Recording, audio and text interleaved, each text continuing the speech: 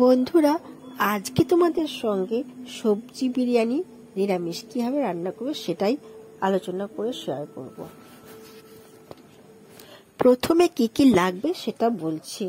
প্রথমে বাসমতি কিংবা দেরাদুন 1 কেজি চাল লাগবে, বিনস লাগবে 200 গ্রামের মতো, গাজর 250 গ্রামের মতো লাগবে, আলু 300 গ্রাম, ফুলকপি একটি থাকলে যদি থাকে, আদা বাটা 50 গ্রাম, গরম মশলা গুঁড়ো 10 গ্রাম, হলুদ 5 গ্রাম, জায়ত্রী 4 গ্রাম, জায়ফল ও ছোট এলাচ গুঁড়ো 100 গ্রাম, কাজু পাতা 200 গ্রাম, ছানা 200 গ্রাম, লাল লঙ্কা বাটা 200 গ্রাম, ধনে পাতা 1 আটি, জাফরান 1 গ্রাম, ঘাটি ঘি 250 গ্রাম।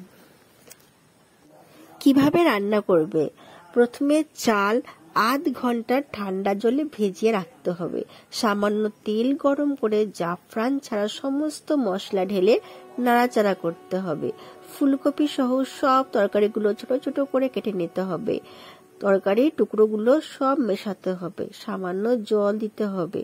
তরকারি সিদ্ধ হলে আঁচ থেকে নামিয়ে ঠান্ডা করে নিতে হবে। কড়াইতে ঘি গরম করে চাল দিয়ে ঝরঝরে ভাত রান্না করতে হবে। তারপরে তরকারিগুলো হাত দিয়ে ধীরে ধীরে ভাতের সঙ্গে মিশিয়ে দিতে হবে। ডেচকিতে ঘি গলিয়ে ভাত ও সবজি মিশ্রণটা ঢালতে হবে। নেড়ে চেড়ে সব মিশিয়ে দিতে হবে। গন্ধ মানে মিঠে আতর আর ফুড কালার স্বাদের জন্য উপর থেকে জাফরানের গুঁড়ো ছড়িয়ে দিতে হবে। ঢাকা দিয়ে দমে বসাতে হবে। কিছুক্ষণ পরে নামিয়ে ধনেপাতা সাজিয়ে পরিবেশন করতে হবে। হয়ে গেল সবজি বিরিয়ানি, ঝটপট নিরামিষ। তোমরা সবাই করে ভালো। এখন শ্রাবণ মাসের দিন, সবার বাড়িতে বেশিরভাগ নিরামিষ সবাই খায়, তো বিরিয়ানি খাওয়া যাক, কোনো ব্যাপার না, নিরামিষ করে খাওয়া যেতেই পারে।